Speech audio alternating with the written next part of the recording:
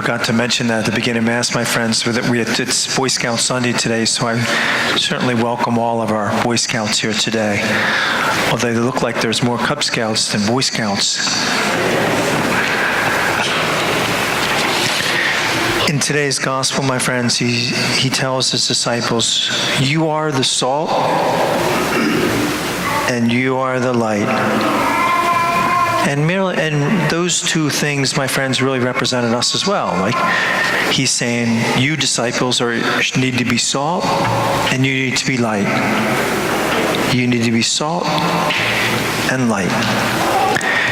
You know, I was thinking when I read this gospel about salt, you know, today we try to avoid it. Just like my father is supposed to be on a low-salt diet. Of course, you know, how do you tell somebody in his age that he can't eat salt? And it doesn't matter if you try to tell him anyway. It's not gonna, he'll eat what he wants. But you know, back then it was like a refrigeration, right? They preserved through salt. And then there was also an antiseptic where they would clean out wounds and injuries. They would always use salt to clean it out. And they also used it as salary or bartering purpose as well.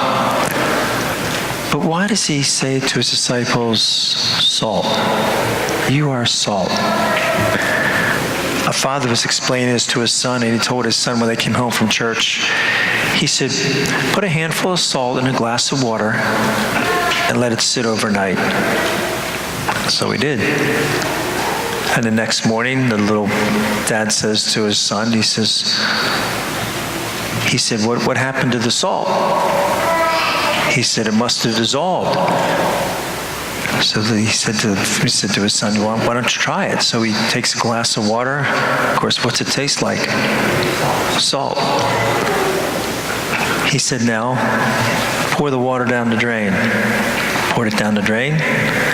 Pours fresh water into the glass, and he said, now try the water now. What's it taste like? Salt.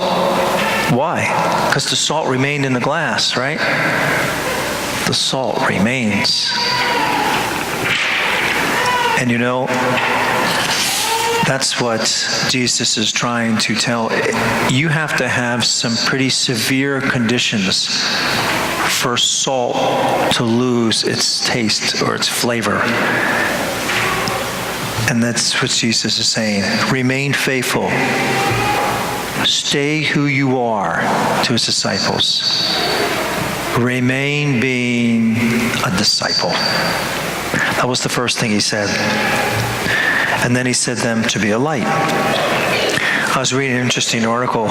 It made me laugh. It was talking about a soap opera, and I don't think it's on. Last night they told me that it's been canceled years ago, Guiding Light. Yeah. I've never watched a soap opera, my friends. But in college, a couple of the guys in my dorm would watch General Hospital. I was like, you guys are pathetic. Soap operas. Dear. But in any event, it was a cute little story that they were, apparently the ones who were in Guiding Light, the subway was on strike, and the producers had sent like a little shuttle bus to pick the actor or actresses up for their show. And so they had designated spots where they were going to pick them up, and that's one corner where they picked them up. They stopped the bus, and two got on, and then a little before the bus, like 10, 15 feet ahead, was another man that was obviously looking for something or someone. And so the two got onto the bus, and then he pulled up a little bit and opened up his door, and he says to the man standing in the corner, he said, "Are you looking for the guiding light?" he said. And the man was somewhat frazzled, and he said, "Look, man," he said, I'm in a rush. He said, "I have no time for fanatics." But I thought, what a great line, a guiding light. The very first words in the Bible, the very first words that God spoke in the Bible were what? Anyone know? Yeah, somebody said it back there. Let there be light. Yeah, let there be light. Let there be light. The very first words that God spoke. The power of light, my friends. But we're not really the light, are we? We reflect that light. We reflect that light. Robert Fogelm, the author, attended a seminar, a 2-week seminar in Greece by a Dr. Alexander Papaderos, who's some sort of philosopher, I guess. And there was all sorts of intellectuals there, academias, and things of that sort. And as they closed this 2-week session, Papaderos asked the people in the study there, in the little session, is there any questions? And Fogelm asked, he said, Dr. Papaderos, he said, what a great 2 weeks. He said, but what is the meaning of life? And of course, laughter filled, thinking he was joking. And Papaderos raised his hand. He said, no, that's a great question. He said, that's a great question. And then he took out his wallet, and he took out, in his wallet was a little mirror that he always carries around. There's this little mirror that was rounded off. And he said, I got this mirror when I was a young boy. Across the street where we lived, there was this German armored motorcycle that got in a wreck.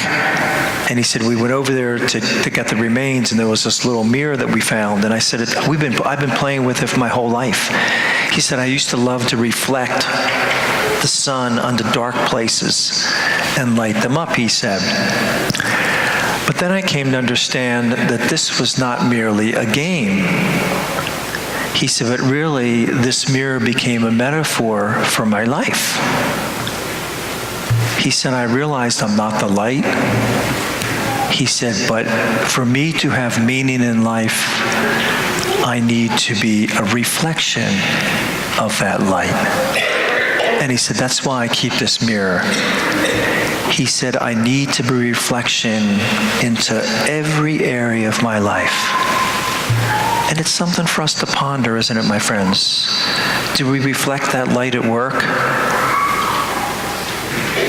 Do we reflect that work when we're out and around? Do we reflect that light at home? At home. See, that's what Jesus is saying. We're supposed to be salt, faithful, and then we're supposed to be light and reflect that light to all those in whom we meet. And so this week, my friends, may all of us, we are the salt and the light of the world. God bless you.